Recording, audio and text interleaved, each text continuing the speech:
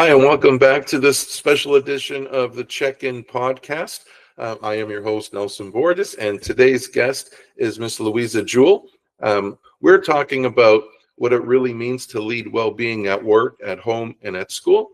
And I'm really excited to speak with Louisa, as she's a community builder and has been doing this for a couple of decades, as I see. So, Louisa, thank you so much for joining us. Tell our listeners a little bit about yourself. Thank you so much for having me. I'm really pleased to be here. So I did my master's degree in applied positive psychology at the University of Pennsylvania, where I studied with Dr. Martin Seligman, who's commonly known as the founding father of positive psychology. And that's the scientific study of psychological well-being and human flourishing. And I graduated in 2009. And ever since then, I have been disseminating the information on the research and the science behind what keeps us mentally healthy. I founded the Canadian Positive Psychology Association in 2012. And in my work with organizations, which is primarily what I do, is I apply this to improve well-being at work.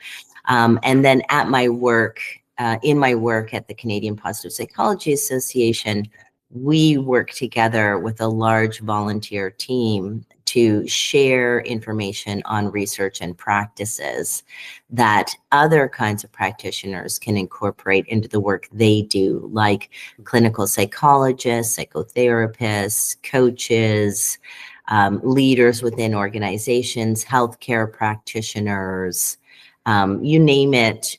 People can apply positive psychology in every aspect of work. Amazing. So, Louisa, first question is, what does well-being at work mean to you?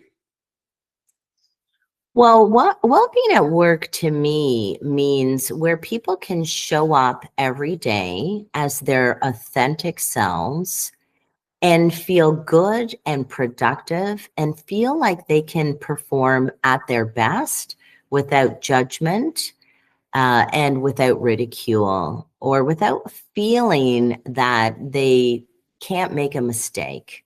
When we have high levels of what we call psychological safety, people feel like they can just be themselves. And if they make a mistake, people are not going to be so judgmental, or they're not going to be fired or, again, ridiculed for making a mistake, but rather that we recover, we learn from the mistake, we do better next time. And so I really find that well-being at work is a culture thing.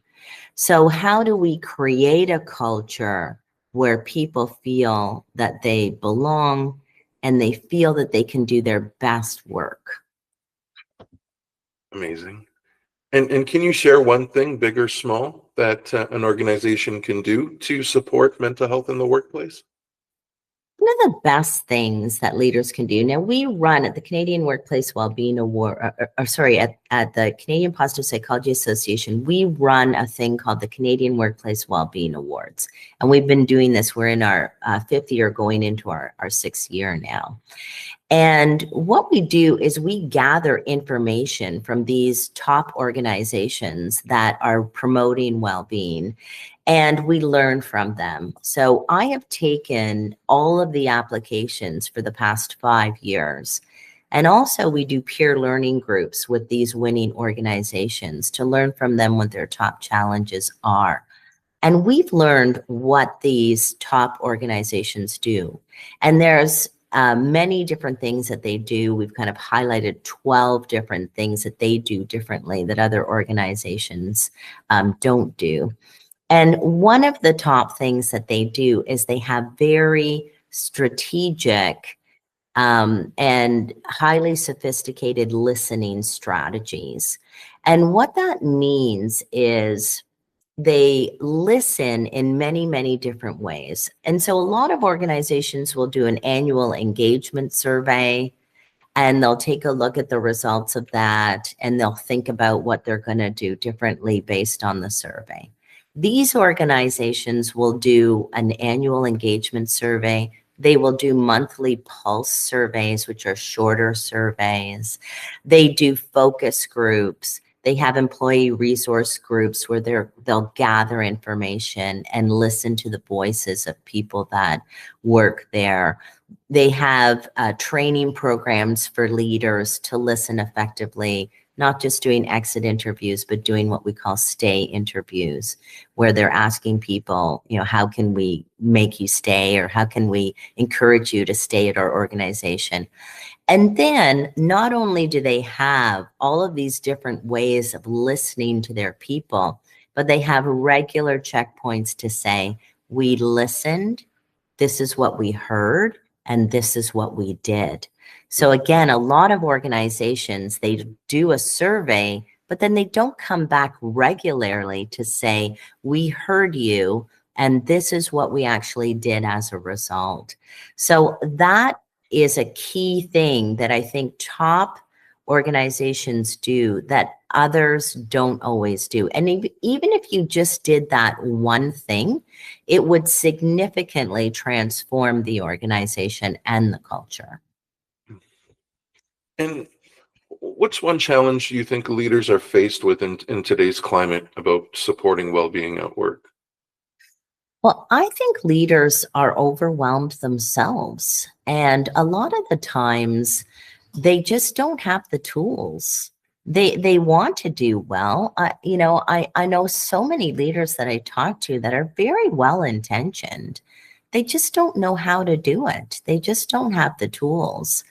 Well, I think that's the real challenge is how do you get these tools into the hands of people who can make a difference and have an impact on people's well-being at work?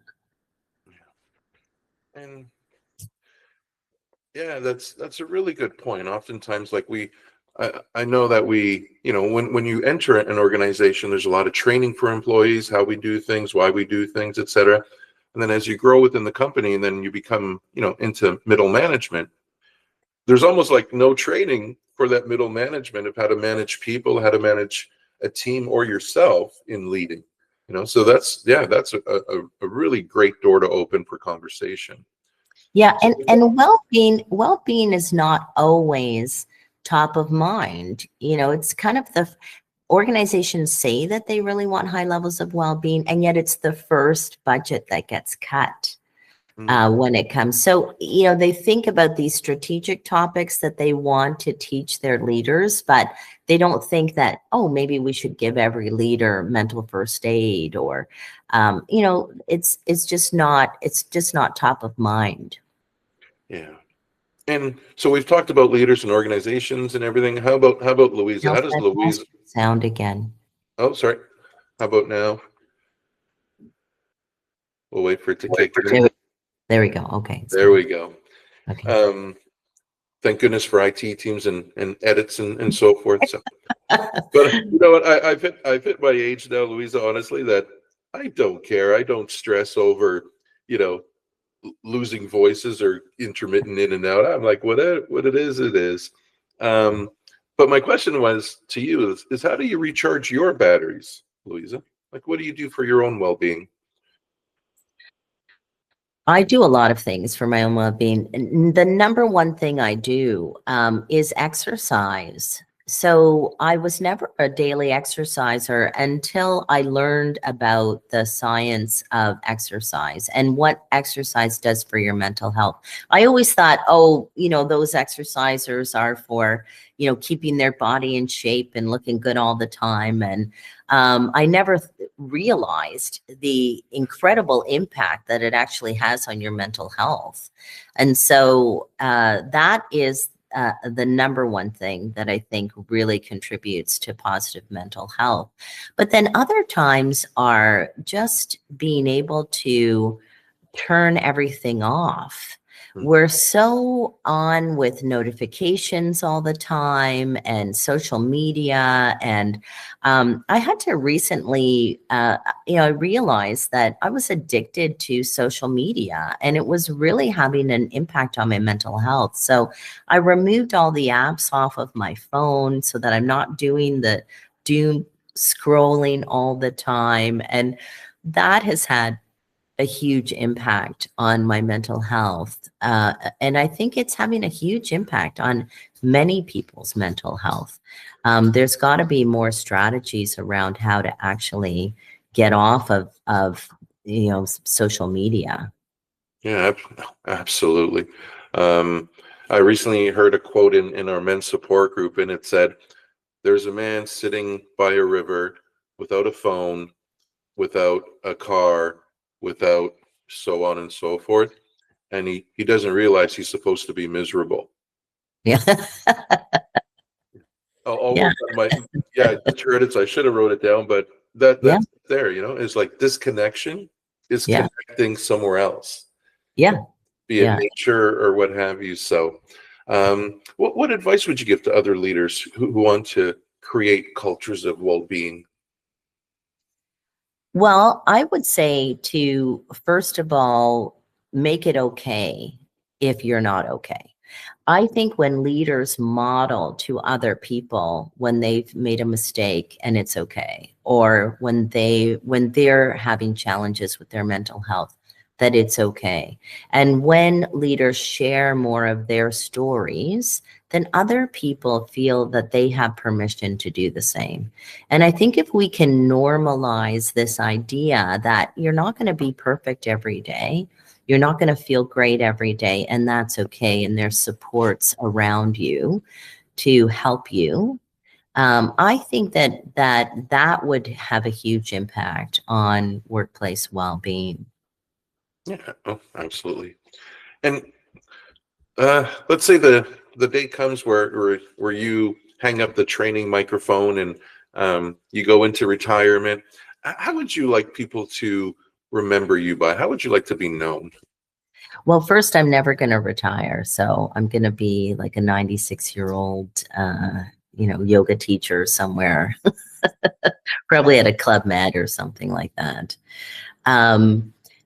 I think how I want people to remember me is that I really loved them, that I really loved them. For the people who are surrounding me, my family, my two daughters, my circle of girlfriends who are incredible people, to my community, that people felt that I loved them and I did all of my work because I love them and care for their well-being, which is so important to a happy and fulfilling life.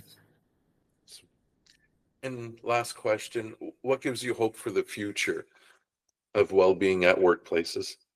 What gives me hope is young people. People are always complaining about the younger generation, and I just disagree. I think they have a real pulse on, I'm not working 60 hours a week. I'm going to turn off my computer at work at 5 o'clock. I just see young people just have a whole different idea of what they really want and the work contract. We were, when I was growing up, we just worked our butts off all the time.